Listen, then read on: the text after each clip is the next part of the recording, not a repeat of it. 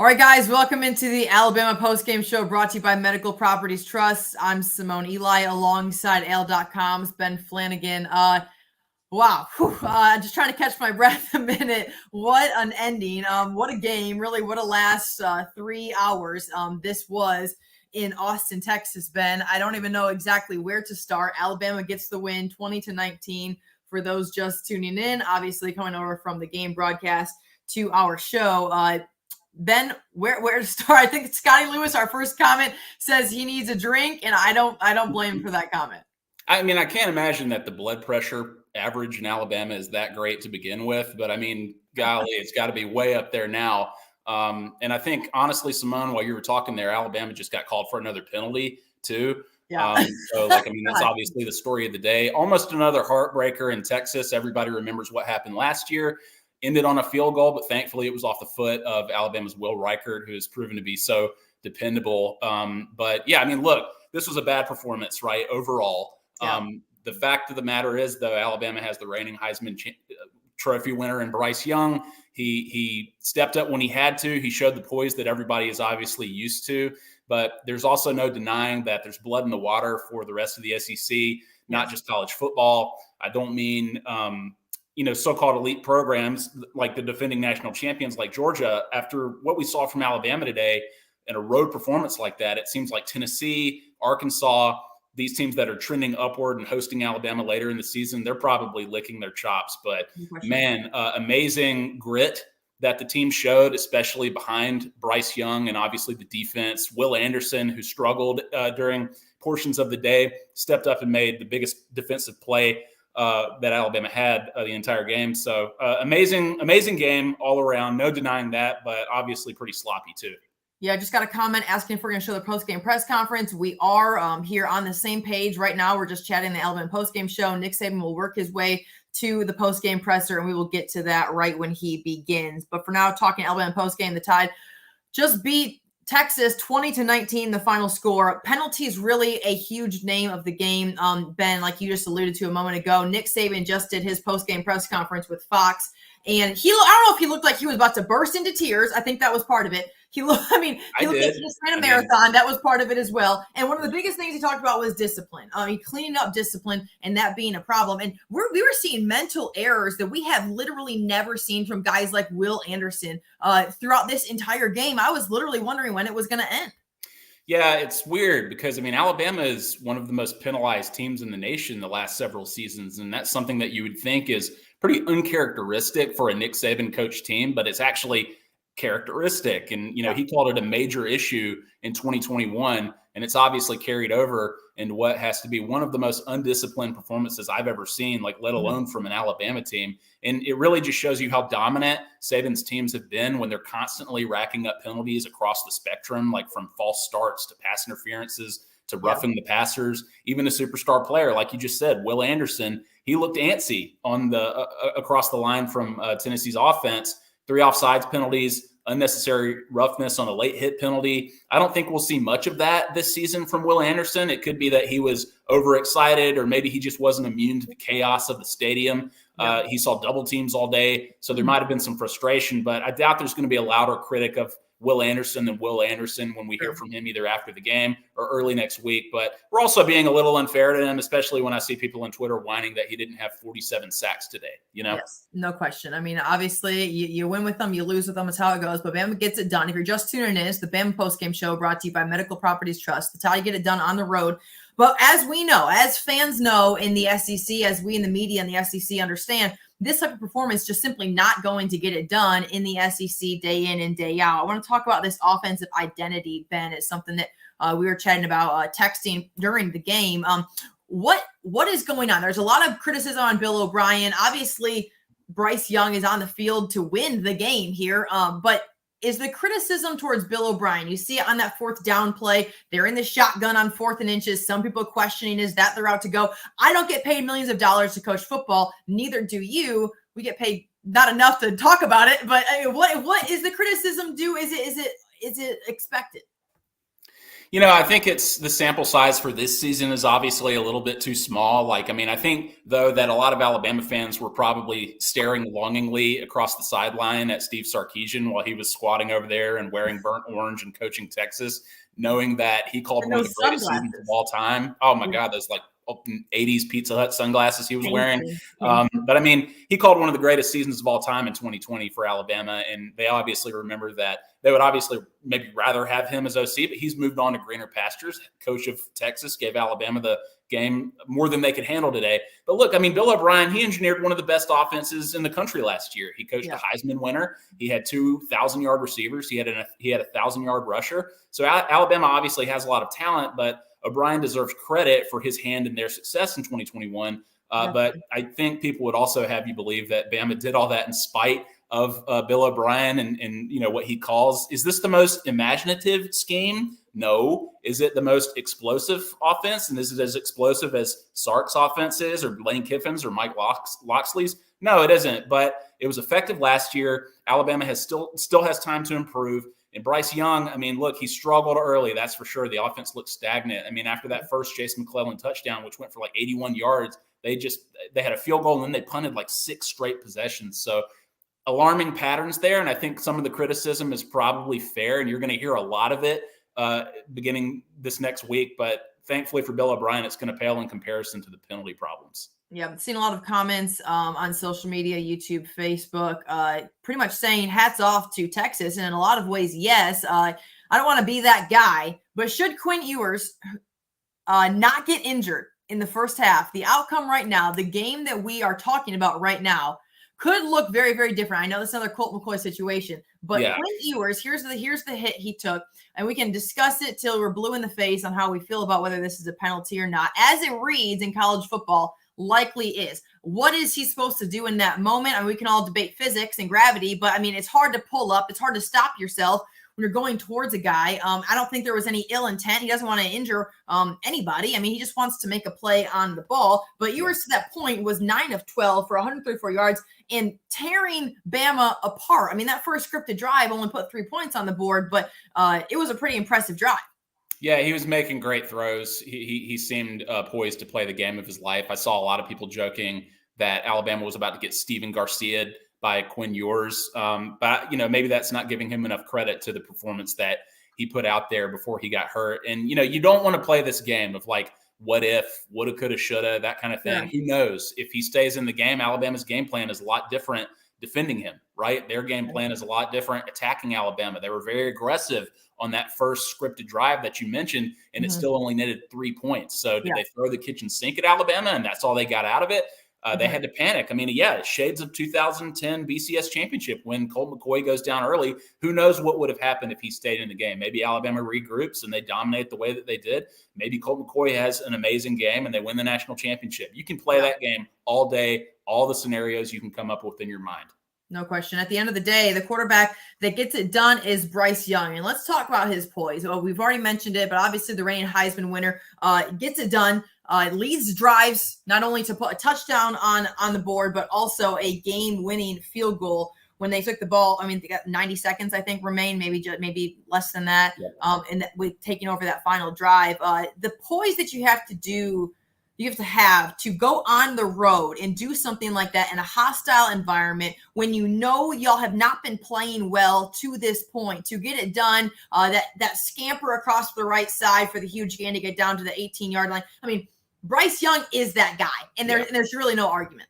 Yeah, I mean, it's kind of similar to how people talk about Patrick Mahomes in the NFL. It's like when it comes down to it, we've got Patrick Mahomes, and that gives us a chance to win, right? The same is true for Bryce Young. And, this game leading into that final drive or that first touchdown drive of the fourth quarter, it reminded me of last year's Iron Bowl, right? When he and the offense, they couldn't find a rhythm until about a minute left in the fourth quarter. And then Bryce Young stepped up when he had to, because like you said, he's that dude. He's the Heisman winner. And, you got to credit receivers like Ja'Cory Brooks again, stepped up late. Kobe Prentice stepped up late. Cam Latu, and obviously, ultimately running back Jahmyr Gibbs, making plays when Alabama needed them most. Bryce Young is going to get a lot of attention and a lot of credit because he's the Heisman winner. He's the man. And it's really hard to imagine remaining as cool as he does under pressure in hostile environments the way that he has. But, you just hope to see more consistency across the board with the offense. He obviously can't do it by himself. And like Will Anderson, he's harder on himself than anyone. So, the question, though, to me, Simone, is like, who didn't think that Bryce Young was going to come in and win the game with 1:30 left in the game? Like, obviously, I think a lot of Alabama fans thought, oh, no, we're going to lose. The season is over. But I think Texas folks and other people watching the game thought you left way too much time on the clock for Bryce Young.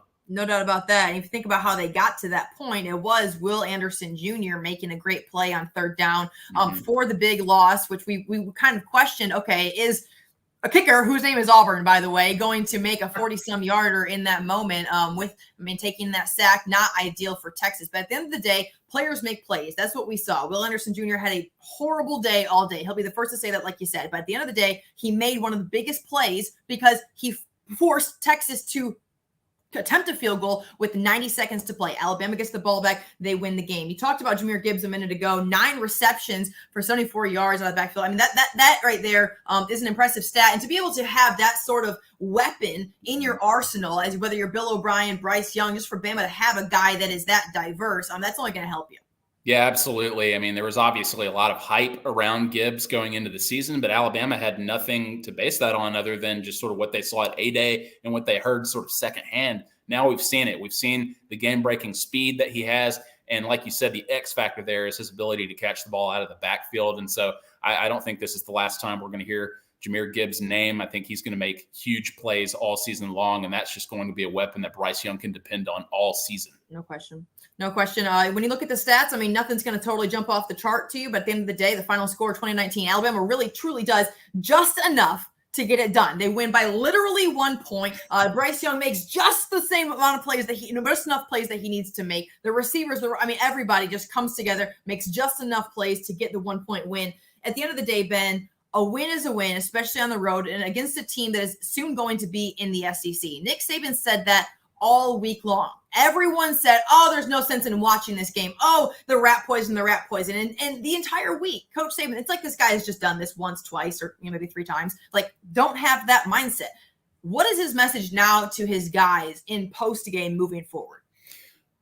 Improve, clean it up. It was sloppy, right? I mean, you just go back to the penalties. And again, that's a pattern that we've seen with Nick Saban teams, and they've won in spite of that. But this is, I think, their worst performance so far, just strictly from a penalty standpoint. What did they have? 11 by halftime. They finished with 15 for 100 yards. You don't want to finish in triple digits in penalty yardage, like, ever. And they did it. It's a record you don't want to set or break. But again, like, the worst part about this to me is that this is not going to be the toughest test of the 2022 season. They're about to start SEC play soon. They're going to play really good teams, better teams than Texas. And if they don't clean that up and clean it up fast, it's going to be ugly. Yep. Looking ahead for Alabama, don't have the schedule right in front of me, but like you said, there's going to be tests. There's going to be more people ahead. Bama's back at home against Louisiana Monroe next week, and then SEC play is underway. Vanderbilt, we're talking about top 25 teams in Arkansas, a top 10 team in Texas A&M. Tennessee is ranked top 25. The road does not get easier, and this simply what we just watched will not get it done in the nitty-gritty of the SEC West. No, absolutely not. Like I said, Arkansas has got to be licking their chops. They played well today. Tennessee is a talented offensive team. Both of those teams host Alabama. Alabama struggled on the road last year. Dating back to the Florida game, the Texas A&M game, which they obviously lost, the Auburn game, which they almost lost. So this is the past couple of seasons, these teams have struggled on the road, and they have in 2022, obviously, so far. And it will not, again, get any easier for Alabama. They are going to go into some really tough, hostile environments, and these guys are going to have to, again, fix the penalties, which I'm sure Nick Saban will say are fixable when he speaks to the press later on. But, got to clean it up, because these are going to be better teams that will be able to take advantage and exploit weaknesses like that. No doubt about that. At the end of the day, Bama gets this one done, 20-19. This is the Alabama postgame show. Simone, Eli, Ben Flanagan. Ben, any just final thoughts? We've discussed it all. The biggest issues today, the penalties, the disciplines. The very first thing that Saban alluded to in his postgame press conference. The guy just looked, Coach looked like he had just gotten done running a marathon. He looked like he was going to cry. I'm not sure if it was tears of happiness or what. He's getting a little more sentimental, I think. This is not the first post-game press conference where you've seen him look like he is nearly in tears. And you wonder, is his day coming? But then he signs an 8-year contract. Yeah, I think. Yeah, I mean, he was probably in a glass case of emotion after the game. I mean, I We wouldn't all want to were. be. Yeah, I wouldn't want to be on the other end of whatever Nick Saban gave that team at halftime, and then obviously at the end of the game. But I think one thing that Nick Saban preaches, though, is maintaining your competitive character. What do you do when you face adversity, right? Yeah. And I think above all, he's going to express pride just in terms of being proud of the team for continuing to compete. When Texas took the lead, it could have been over, right? They could have given up and they could have folded, but they came back. They drove down. They kicked a game-winning field goal, like in Alabama, recent Saban-era Alabama history, to win on a game-winning field goal. Yes. Is just not something Alabama fans are used to. So I think, despite all of the sloppiness and all of the things that Alabama needs to fix, they won, right? They won the game. Right. Would you rather have lost the game? Absolutely not. So like you said, the only stat that matters is the win, the 1 point that they won by. So you got to feel good about that, celebrate it. Yeah, there are some things to clean up, but you still got Bryce Young under center. You still got Will Anderson on the other side of the line. So you got to feel good. Yeah, a lot of positives in that, Bama didn't walk away with any significant amount of injuries. I mean, Texas cannot say the same. And that's something that when you play these non-conference Power 5 games, you hope when you're playing against elite talent that you're going to walk away injury-free. Alabama, for the most part, unless I missed something, Ben, is able to do that today. Yeah, absolutely. And it was a little scary there with Jace McClellan, what looked like a neck injury. I'm not really sure what happened, but glad to see he came back into the game. And really coming off the ACL injury, the fact that we're seeing him scamper for an 80-yard touchdown run, I know that warmed the hearts of a lot of Alabama fans, but you're absolutely right. If you can get in and out with no significant injuries after a grueling game like that, a future SEC rivalry potentially, yeah, you got to feel great. And if you can get the W, even better. Yeah, I don't want to end the show without giving credit where it's due. Will Riker. At the end of the day, there's 20 points on the board because Will Riker put it through the uprights when he needed to most in a hostile situation. I mean, he's only hearing coaches ripping guys on the sidelines. I mean, you just think about all those things. And I know that like kickers go through, I don't know if it's therapy sessions, whatever they got to do, because I couldn't do it. I sure as heck could not do it. But whatever he does to get in his mentality right, to go do what he does best and get it done in the biggest moment potentially of the season. I mean, all you can do is hats off to Will Riker. Yeah, I mean, we have the stat there on the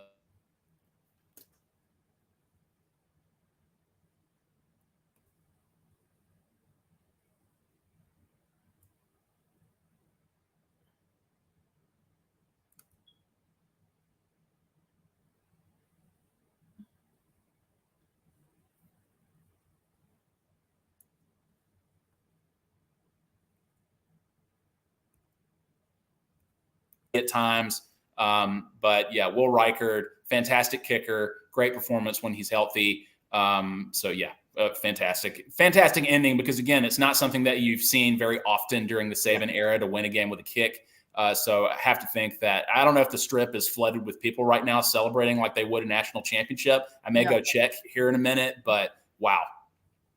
All right, guys. Nick Saban will be taking over on the podium here soon for a post-game press conference. We will carry that as well. Thank you so much for tuning into the Alabama Post-Game Show, brought to you by Medical Properties Trust. For Ben Flanagan, I'm Simone Eli. Bama gets it done. 2019, the final over Texas. Bama rolls to 2-0 on the season. We will see you back here next week. Enjoy the rest of your college football Saturday. Medical Properties Trust, at the very heart of healthcare.